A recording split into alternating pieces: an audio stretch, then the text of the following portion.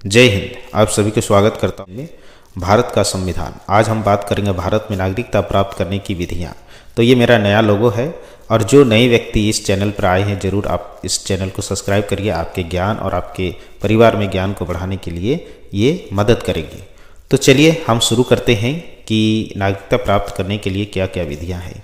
नागरिकता अधिनियम citizenship act 1955 Bharat में नागरिकता प्राप्त करने के लिए 5 विधियाँ हैं। सबसे पहला, जन्म के आधार पर 1986 एक्ट, भारत में जन्म लेने वाले सभी बच्चों को नागरिकता दी जाएगी यदि उनके माता पिता भारत के नागरिक हो तो।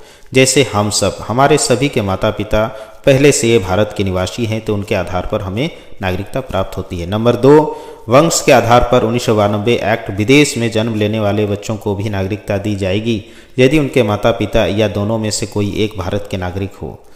नंबर 3, पंजीकरण, इस विधि द्वारा नागरिकता प्राप्त करने के लिए व्यक्ति को 7 वर्ष लगातार भारत में रहना होगा। इस विधि द्वारा राष्ट्रमंडल देशों को नागरिकता दी जाती है।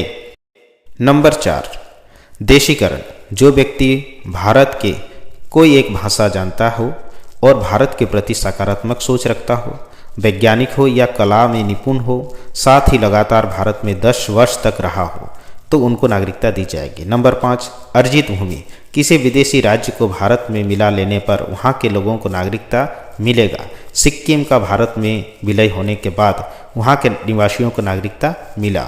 बांग्लादेश का परगना जिला को भी इसी प्रकार से नागरिकता मिला, वहाँ के लोगों को भी नागरिकता दिया गया जब वो भारत में शामिल हो गए जब। तो इस प्रकार से नागरिकता प्रावधान है भारत में। आई होप कि आप सभी को समझ में आ रहा होगा। NRI, नॉन रेसिडेंट्स इंडियन, वह नागरिक जो वर्तमान में भारत से बाहर रहता है लेकिन वो भारत का नागरिक है। वह विदेश में 6 माह से ज़्यादा दिन के लिए पढ़ाई, नौकरी या व्यापार करने के लिए चला गया हो तो वो NRI है। ओवरसीज सिटीजनशिप, प्रवासी नागरिकता, इसे 2005 में लक्ष्मीमल सिंघवी समिति द्वारा जोड़ा गया। ये बड़े उद्योगपतियों को दिया जाता है जो विदेशी नागरिकता ग्रहण कर लिए हैं। इस नागरिकता को प्राप्त करने वाला व्यक्ति बिना वीजा के भारत में आ जा सकते हैं। आपकी नागरिकता समाप्त हो सकता है यदि देश विरोधी कार्य करने या पागल हो जाने या दूसरे राष्ट्र के प्रभाव में आ जाने पर मंत्रालय द्वारा नागरिकता समाप्त की जा सकती है। वीजा क्या है? किसी दूसरे देश में जाने के लिए अनुमति की आवश्यकता होती है। इस अनुमति को ही वीजा कहते हैं।